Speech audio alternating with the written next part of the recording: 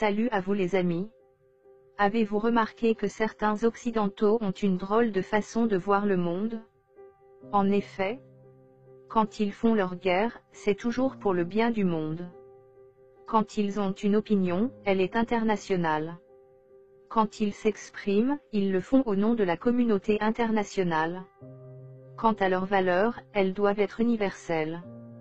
Quand ils ont une crise, elle devient mondiale. Quand ils parlent de leur langue, ce sont des langues. Quand il s'agit des langues des autres, on a vite fait de parler de dialecte. Ils se sont installés de force en Amérique, au Canada, en Australie, en Afrique du Sud, et en Amérique du Sud.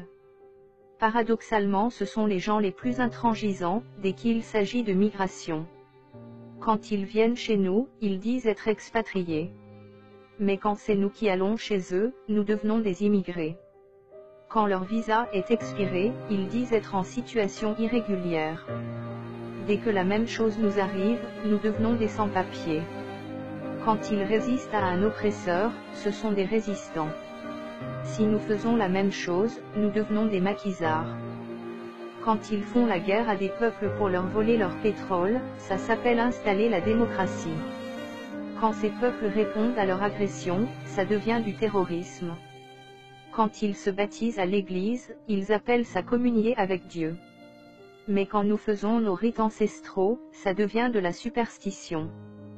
Quand certaines de nos femmes portent le voile par conviction religieuse, ce sont des femmes soumises et opprimées. Mais le même phénomène chez eux s'appelle une bonne sœur. Quand ils promettent des biens et services pour gagner des marchés, ça s'appelle du lobbying. La même chose chez nous, devient de la corruption. Et le plus drôle, ils font des milliards chaque année, grâce au pillage qu'ils ont savamment organisé depuis des siècles. Mais c'est aussi eux, qui organisent des colloques, des tables rondes, et des sommets pour sortir l'Afrique de la pauvreté. Quand on est africain, et qu'on entend ça, on est juste plié de rire.